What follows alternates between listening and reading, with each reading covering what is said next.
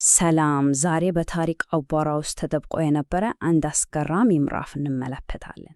በቀይ ባህር ላይ ኃያል የነበረ አንድ ንጉሠ ነገሥት እና የጠፋው ግዛቱ ታሪክ በጣም የሚገርም ነው።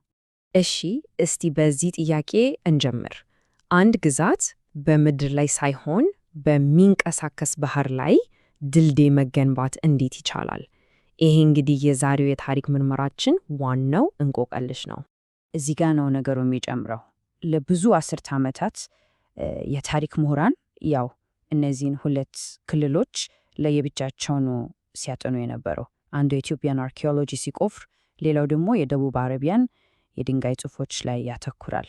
በቃ በመካከላቸው ምንም ግንኙነት እንደሌለ ነበር የሚታሰበው እና ይህ ነገር የቀይ ባህር ክፍተት የሚባል ትልቅ የታሪክ ክፍተት ፈጥሮ ነበር።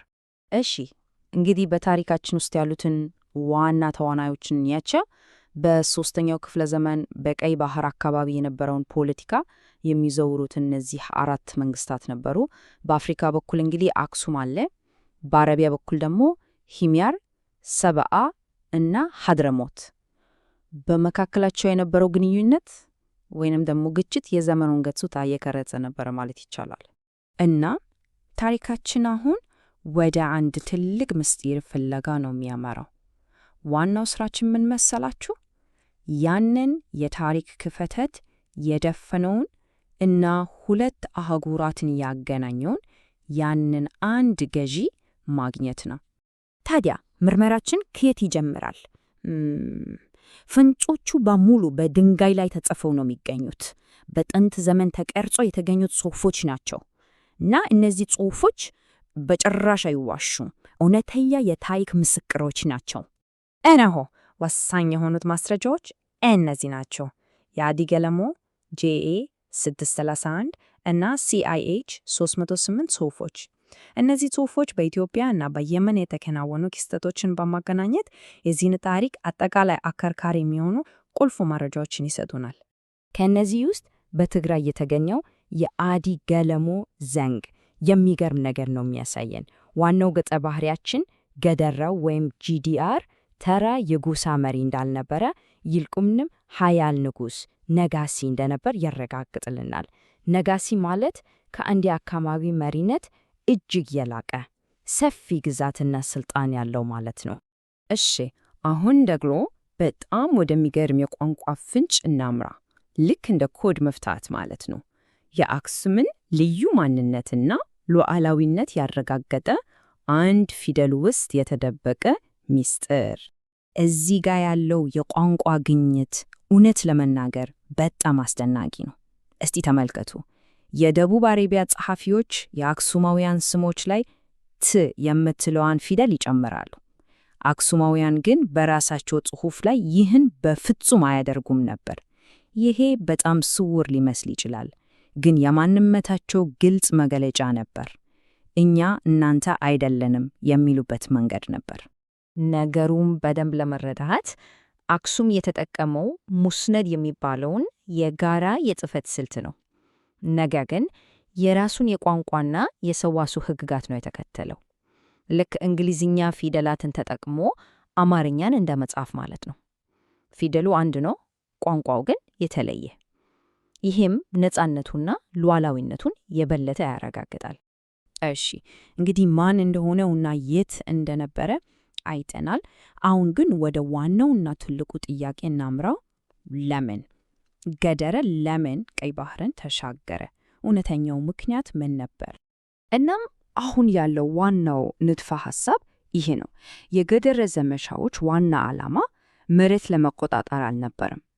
በፍጹም።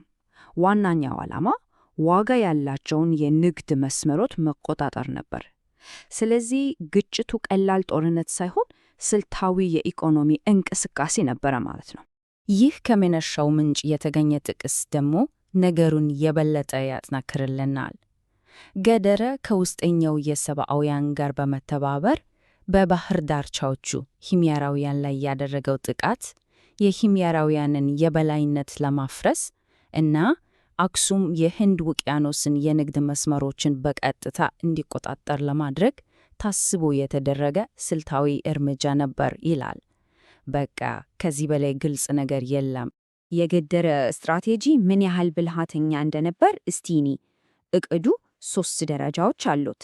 1 ከውስጠኛው ሰብአ ጋር መተባበር፣ 2 በባህር ዳርቻዋ በሂሚያር ላይ ጥቃት መክፈት እና 3 የባህር ንግዱን ሙሉ በሙሉ መቆጣጠር። በጣም የተጠና ስትራቴጂ ነው። ግን ይህንን የመሰለ ታላቅ አህጉር አቋራጭ ስትራቴጂ ለመፈጸም ከጀርባው ምን አይነት ኃይል ያስፈልጋል? እስቲ ከእቅዱ በስተጀርባው የነበረውን የተራቀቀ ወታደራዊ እና ዲፕሎማሲያዊ ብቃት እንመልከት። የአክሱም ኃይል 3 ዋና ዋና ምሰሶች ነበሩት። አንደኛ፣ ወታደሮቹን በብዛት ባህር ለማሻገር የሚያስችል የባህር ኃይል የበላይነት ነበረው። ሁለተኛ፣ ከአረቢያ መንግስታት ጋር ስምምነት ለመፍጠር የሚያስችል የተራቀቀ ዲፕሎማሲ። ሶስተኛ፣ ባህር ተሻገሩ ለሚዋጋ ጦር ስንቅና ትጥቅ ለማቅረብ የላቀ የሎጂስቲክስ አቅም። እነዚህ ነገሮች አክሱም ምን ያህል ታላቅ የጂኦፖለቲካ ኃይል እንደነበር ነው የሚያሳዩት። ነገር ግን ታሪኩ እዚህ ላይ አያልቅ። አንድ ወሳኝ ነጥብ አለ። የኃያል ግዛት የበላይነቱ ሁሌም የጸና አልነበረ፣ ተለዋዋጭ ነበር። ቁጥጥሩም ፍጹም አልነበረም። የታሪክን ሙሉ ምስል ለመረዳት የአክሱምን የኃይል ገደቦችን ማየት አለብን። ለምሳሌ ከሂሚያር ዋና ከተማ ከዘፋር ለማፈግፈግ ተገደዱ። ሰናን ለመያዝ ያደረጉት ሙከራ አልተሳካ። ከሁሉም በላይ ደግሞ በአረቢያ በነበራቸው አጋሮች መረጋጋት ላይ በጣም ጥገኛ ነበሩ። ይህም የበላይነታቸው ምን ያህል ስስ እንደነበር ያሳያል። እሺ፣ እንግዲህ ወደ መደምደሚያው እየደረስን ነው። የዚህ ንጉሠ ነገሥት የገደረ ዘላቂ ቅርስ ምንድን ነው? እንዴትስ የቀይ ባህርን ታሪክ እንደገና እንድንጽፍ አስገደደን? የገደረን ውርስ በአንድ ገላጭ ማዕረግ ማጠቃለል ይቻላል። አህጉር አቋራጩ ዳኛ።